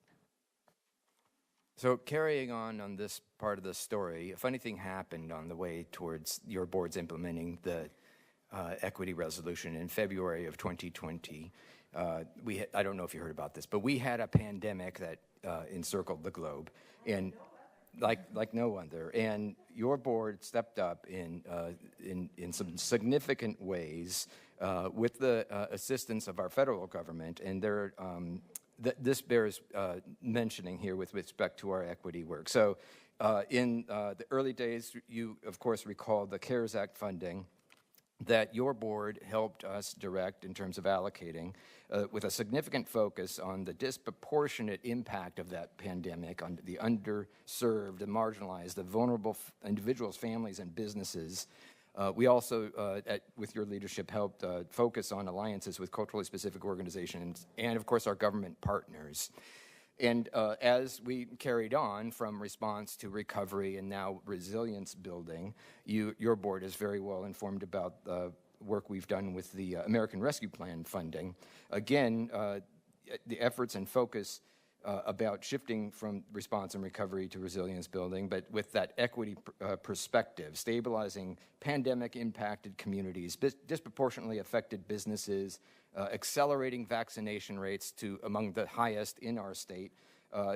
This nonprofit, Results for America, that is a champion of data-driven policy implementation, called us out in a good way about our efforts, and that's why their logo is here on this slide, naming us as among the top 5 counties in 2022, among the 2 top in 2023 with respect to following evidence-based practices in the implementation of American Rescue Plan funding.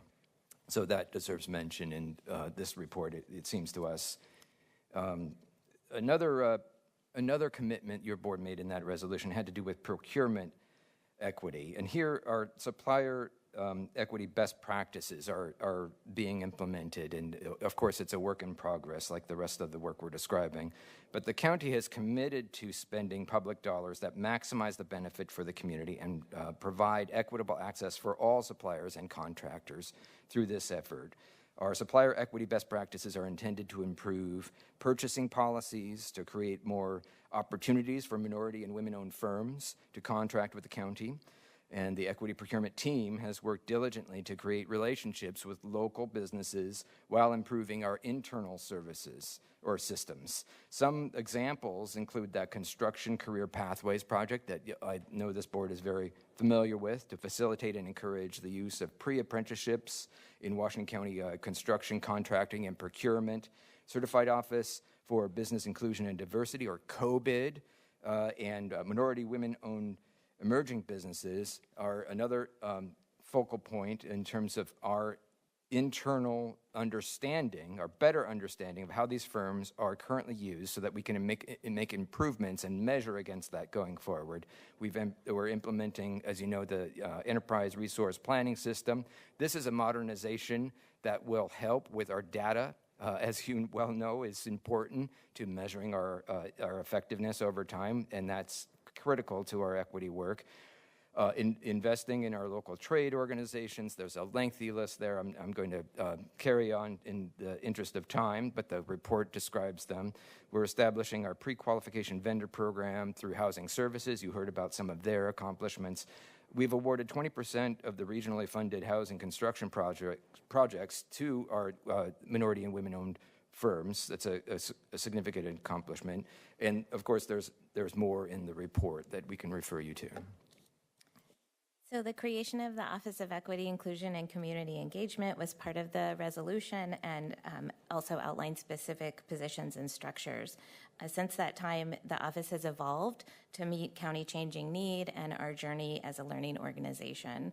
We hired our first ever Chief Equity and Inclusion Officer and are now in the process of recruiting for our second ever Chief Equity and Inclusion Officer. We are conducting interviews for the Civil Rights Officer and have filled the positions of Data Equity Coordinator, Equity Policy Manager, and Supplier Diversity Coordinator. We've also have the internally facing Equity Leadership Council, co-chaired by the county administrator and a member of your board, and its 6 supporting committees. You can see the leadership of those committees in this photo. As it shared, you had a chance to hear from them a few weeks ago as they highlighted their respective committee work. You also created and appointed the External Advisory Council on Racial Equity, who just completed their first year and continues to grow as a newly established advisory body focused on equity considerations of county policies and program investments. We're drawing closer to the 7th here, but we're on number 6 if you're tracking. So this one has to do with providing economic empowerment and career advancement. The equity resolution speaks to this area in terms of developing a workforce pipeline and training programs that promote recruitment, employment, hiring, training, and retention opportunities for underserved communities. And there are 2 ways to look at this that we are focusing on here. One is community-facing, so that would include examples such as the West Side Works, which has helped the Beaverton area preschools and childcare centers recover from the pandemic. West Side Works is another of those ARPA-funded programs launched in partnership with the city of Beaverton. It is focused on pairing local students at the Portland Community College with job opportunities in the childcare sector. That was of critical need in the pandemic, but continues as a need. Quick Start is an intensive short-term training program in partnership with the Portland Community College, again, providing technical training in advanced semiconductor manufacturing. We're very proud of that, and there's more, of course, that is going on. But internally focused, we've had diversified recruitments as a goal, and through our recruitment process, of course, in partnership with Human Resources, the county has been intentional about attracting a diverse pool of candidates to build a more diverse leadership team. And as of when we put this report together, a snapshot in time, if you will, the county has hired 5 people of color to leadership positions in the last 9 recruitments. And that's, again, an ongoing effort. We also are noting our bilingual pay adjustment for those county employees who have that capability. This adjustment had not been touched since 2012. The bilingual pay policy was just changed in 2022. That resulted in an interim increase to employees qualifying for the benefit.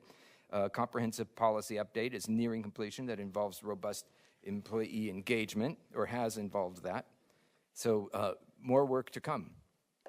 So the final commitment in the equity resolution is about structuring operational excellence. The county is moving towards this through equitable organizational models and approaches. We've begun to implement a One Washington County vision, which includes a tremendous amount of organizational change and managing that change through communication and training to support continuous improvement in public service. We are infusing equity in the Design the Future initiative, which will promote clarity, flow of information to enhance collaboration and result in foundational improvements. And we're increasing bilingual designated positions, as Philip mentioned, across the organization, and improving advisory committees to include more geographic and cultural diversity. That's it for the commitments, but wait, there's more. So we just wanted to highlight a couple examples here, program highlights. One of them has to do with the Recycling Plus program that your board helped launch. So this was in response to a demand that emerged for hard-to-recycle items, like for fluorescent light bulbs and plastic film and so forth. Your board adopted the county ordinance that created a framework for our Health and Human Services Department to ensure that there was an equitable programmatic response that ensured safety and transparency. The program now serves 1,300 households, lo and behold, and saved 8 tons of recyclable material from the waste stream recently. So this is one example we wanted to highlight, but there's more. So I am particularly excited to share this highlight. I came to the county 15 years ago as the first tobacco prevention coordinator that the county had in nearly a decade. And so this one is near and dear to my heart. We know that tobacco use results in poor health outcomes, which disproportionately affect marginalized communities. The tobacco industry continues to aggressively market to those same communities and youth from all communities, but your board approved an ordinance that would ban flavored tobacco sales countywide, and 76% of voters agreed with you. So we anticipate resolution of litigation soon and look forward to celebrating more successes around this action with you in the future. So that's our report. I just would love to, again, thank your board for your leadership throughout all of this. It's been a wonderful challenge to try to summarize 3 years of accomplishments, but I think you can find that in the full report. You know, as Latricia Tillman mentioned, there's no endpoint. We are continuing with progress, and with your leadership, that is happening. And we, as the equity resolution that you adopted says, or I'm going to paraphrase, the county remains committed to dismantling long-term racism and eliminating barriers to opportunity. That's our objective. And with that, we're happy to answer what questions we can. So if we could switch away from this slide. There we go. Thank you very much.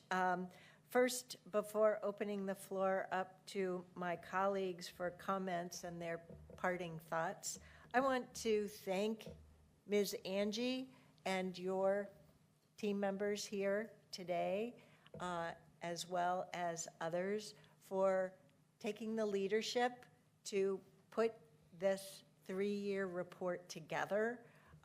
I very much appreciate your efforts across the county to not only achieve these results, but provide us with a very readable snapshot. It's 3 years of embedding equity into everything we do here in Washington County and our journey of doing so. And it was somewhat hard to see it all without having a resource such as this. So thank you very much. I've read the full report, and I am grateful for your bringing it to life today. I'll come back with my full comments, but I wanted to kick things off by thanking you for providing us with this resource and the opportunity today. And open the floor up to my 2 colleagues who are here in the room, as well as the 2 who are here online. Who would like to go first? Go ahead, Commissioner Treese. Well, first of all, thank you very much to Ms. Angie and to you both and to all the work that went into this. But I want to take just a minute and take a few steps back and just highlight how this came about. And I believe that there's kudos that go to the chair for her recognition that it was appropriate to look at the time frame from the equity resolution to now and quantify the work that has been done. And I think that that's the important piece here. And it's to recognize all of the departments that have been so good at adhering to the concept of moving equity through our culture here. And that's what I am proud of. And I really appreciate the fact that you have highlighted different areas where the value of equity has shown through. And that's, I think, as you've said, Philip, it's not about, we're not there yet. And this is a journey. It's about being aware, being purposeful in how we conduct all of our business. And I think that this piece just provides awareness for our public, but also to our employees, and recognition about what this change in culture has looked like. The change is, incremental, as all changes are, but it is time to say thank you, and let's keep this moving forward. Let's continue with this focus because it is the right thing to do. Commissioner Willie? Sure. Pam said a lot there, and that's really does a good recap of it. Remembering back the discussions that we had going into this resolution and where we've come through today is really a remarkable feat. But as you said several times, Philip, in the discussion, the presentation, there's more, and I believe there is more. And so we'll continue to work ahead on it. So thank you very much for your hard work on this. Commissioner Rogers? There, I found the button. Pardon me, I'm having lots of fits with a cold. I don't think I have a lot to add. You all said it well, and that's fine. Thanks. Thank you, Commissioner Rogers. And Commissioner Fye, you joined us after the commission set the course for this work, but you've been on board since January of 2021 and have been part of our journey. So what are your thoughts? Thank you, Chair Harrington. And I was so proud of all of you sitting up there on the podium in 2020 when you passed this equity resolution. And it was a auditorium full of community members, and you really listened to the community members and said, yes, we're ready to get on this journey. And I can testify as one of your colleagues here, we really try to walk that talk, yes. I'm not really good at using analogy. I don't even know why I try metaphors. But we really try to stay true to the commitments that night. And I'm so proud to have read this report. Philip, you did a great job, and Amanda for presenting. Thank you. It's not every day that we get the communication officer in front of the board to present. So thank you so much for a presentation well done to the both of you. I do have a quick question for, probably it's for Tanya, and not that there's anything wrong, but I was gonna ask you, Tanya, if you could share the rationale behind having the communication officer present this presentation today instead of the staff that are either in an interim basis or currently working in that department. I'm just curious about the decision-making process that went into this presentation. Good question, Commissioner Fye. So there were many hands that were part of this presentation. The reason that Mr. Bransford is presenting is because we are at a current state with our interim equity officer, Dora Perry, and she felt it was better to turn this presentation to staff. As you know, Amanda Garcia-Snell is a key manager in that department, and she is here presenting. Our other manager within OEIC is actually on personal leave, but you just heard from Ashley Horn during your last quarterly report. So their absence is not a signal of commitment to the county or commitment to equity. I also just want to share that the many hands included the many hands across the county contributing to the content that was in this report, because we all have a responsibility to equity. And that Philip and Amanda both had spoke to that as part of their comments. So I hope that's a bit of helpful context.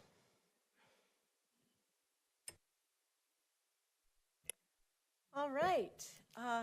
Well, I also want to make a few more comments. I want to thank you, Ms. Angie, for the transformational leadership that you have provided to our organization, working with us, the Board of Commissioners, since you joined in August of 2020.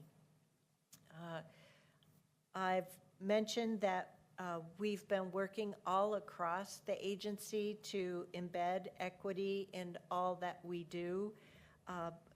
And we do this work together, all across the organization. And we do so in service to our community.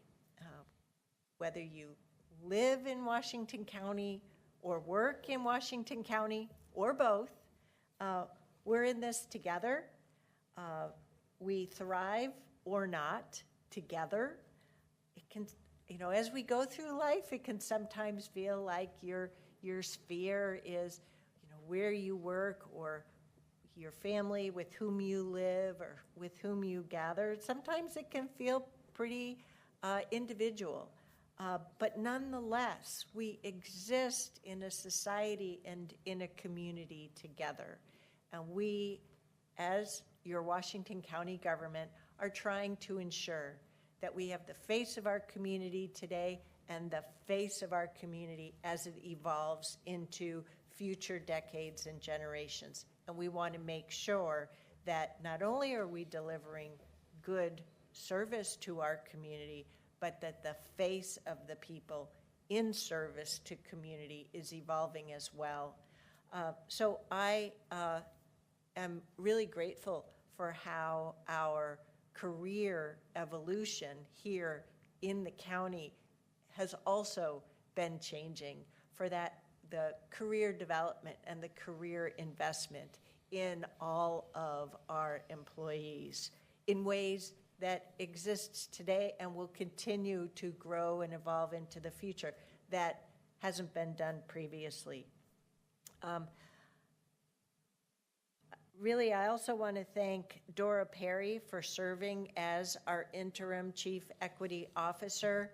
The reason why she's interim and also part-time in that role is that she does equity work as a private practice with other clients. So she's not front and center here today because she is doing that work, and which just goes to show that we are getting really best of the best leadership, management, and involvement here in our agency.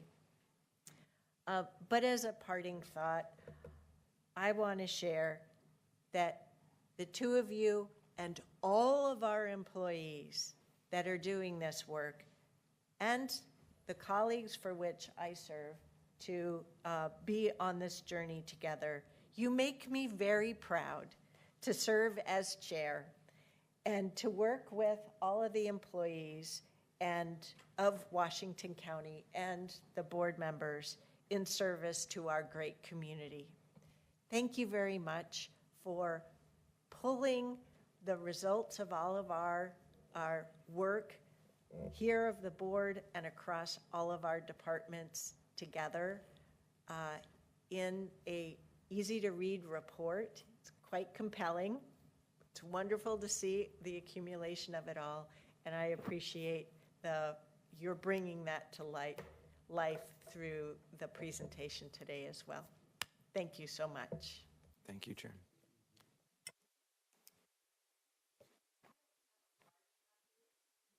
I don't have a hard copy of the report, but if you want a photo, well, two of our members are, I don't know, it just doesn't feel right taking a picture for that when two of our members are attending by Zoom. So maybe another day?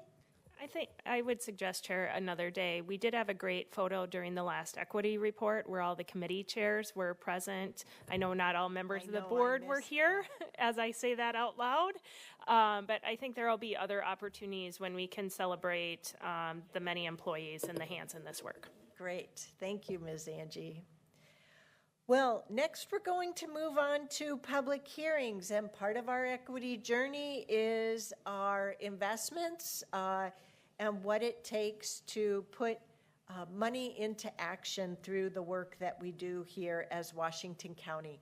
So I would like to invite our Treasurer and Chief Financial Officer of Washington County up to present us with this request for a supplemental budget. Welcome, Mr. Munn. Good morning, Chair Harrington, Board of Commissioners. Thank you for the time. I'll try to be brief and comprehensive at the same time because I realize how close we are to the lunch hour. The item before you here today is a request to approve a resolution in order to adopt a supplemental budget for the FY 23-24 budget. And just real briefly, as you know, the county, and this is more for folks who maybe aren't as familiar with the budget process, but the county's budget is adopted and developed and managed according to what we call the Oregon State Budget Law, which is defined in ORS 294. Part of that provides for an opportunity to change the budget as we move forward through the year, as our planning horizon changes, as things come up that we weren't aware of change. And so that's what that is here. This is one of those opportunities. We provide this for staff and to work through the budget office for 3 times a year. We have a fall supplemental, which is the one you're seeing today. We have a spring supplemental, and then we have a year-end supplemental to catch anything that might come up at the last minute. So we work directly, the budget office works directly with the finance staff throughout the county, and really the goal there is to provide that opportunity to make those changes, but only to present those changes to the board in a supplemental that can't be taken care of during a normal budget process.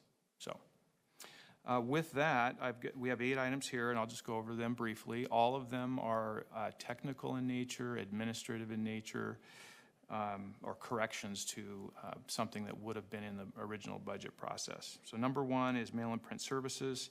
This does 2 things. One is we have an anomaly where when you have a lease for a very expensive piece of equipment, like a copy machine or a printer, the accounting standards require that you actually capitalize that instead of show it as an expense over the next 5 years when you're making your lease payments.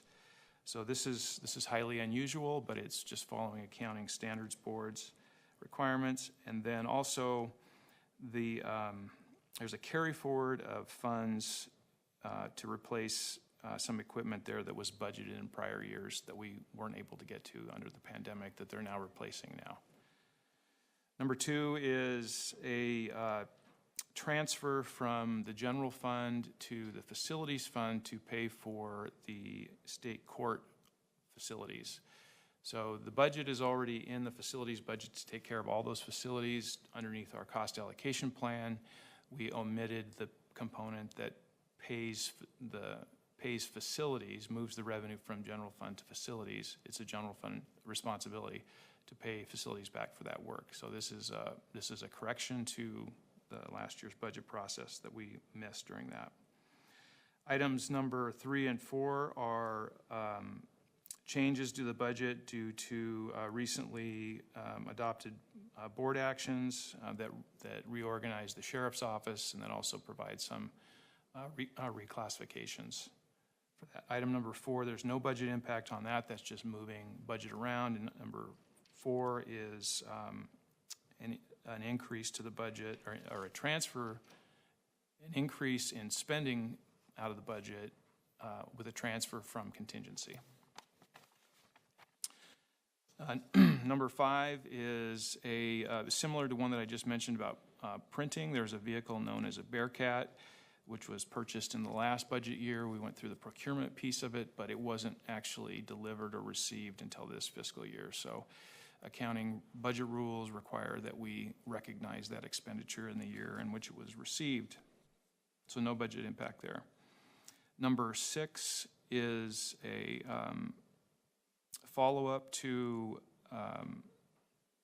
the board's approval to increase 2 positions in the road fund. This was under R&O 23-59. This just takes care of the budget component of that. These are funded out of contingency. Number 7 is recognizes a carry forward of some funds that belong to the Family Connections Universal Home Visiting activity. I don't know if I want to just try to say that 3 times fast, but that budget was moved during this last budget, this budget year that we're in now, but there's some carry forward funds that are coming forward from last year into this year that need to also follow that. So this fixes that. And then the last item, which I've probably mentioned a couple of times, our method for collecting transient lodging taxes is that when we receive those funds, they are dispersed, they are received into 3 different funds in the county. And there's a lack of transparency with that, and some of the work we're doing to improve our reporting on TLT is to consolidate all of those revenue into one fund. They'll all be distributed or received into one fund and then distributed from there. So that's just an administrative correction on that one there. Those are the 8 before you today. That concludes my presentation. Are there any questions or comments? Commissioners, do you have any questions or comments at this juncture before we conduct the public hearing? Just one. And Greg, you and I have talked a lot about this number 8, the TLT. So the total is $15,789,000 and change there. So is that the total? When you make this adjustment, then that will reflect the total TLT that we receive, or that number was smaller than what I thought it was going to be? Sorry, I don't mean We're talking about the amount expected this current fiscal year. Yeah. versus next fiscal year? So the amount you see there, the $11.2 million, is the amount that would be received this year that we would need to increase to get to a budget that would reflect the entire year's receipts in that fund. So that fund right now collects part of the TLT, and 2 other funds collect the rest. So the amount of the budget increase would reflect the increase needed to represent the dollars received in those 2 other funds brought into this one fund. And the reason why we need it is so that we can disperse, so we can receive and then disperse. Yeah. No, it makes perfect sense. I was trying to equate some of the conversations you and I have had about TLT and everything else. So we'll circle back around to that. So thank you. Anything else, commissioners? Okay, and with that, I'd like to open the public hearing. Clerk Moss, do we have anyone who wishes to speak with us on this matter? Thank you, Madam Chair. I did not see anyone sign up in the room. Would any member in the auditorium wish to provide public comment on this public hearing? As you've heard the staff report, give you a moment to raise a hand or come forward. Not seeing anyone in the room. Would any member online via Zoom wish to provide public comment on this public hearing? As you've heard the staff report, give you just a moment to utilize the raise hand function. Not seeing any hands, Chair Harrington. Well, and with that, I will close today's public hearing on the Washington County supplemental budget and ask for a motion to approve the resolution in order to adopt the supplemental budget for fiscal year 2023-2024. So moved. We have a motion and a second. All those in favor, please vote by raising your hand or saying aye. Thank you, commissioners. Any opposed? The motion carries unanimously 5-0. Thank you, Mr. Munn. And with that, it brings us to our second public comment period of this meeting. Clerk Moss. Thank you, Chair Harrington. I did not see anyone sign up in the room. Would any members in the auditorium wish to provide comment for up to 5 minutes on any county-related topic? Give you just a moment to raise your hand or start coming forward. Not seeing anyone in the room.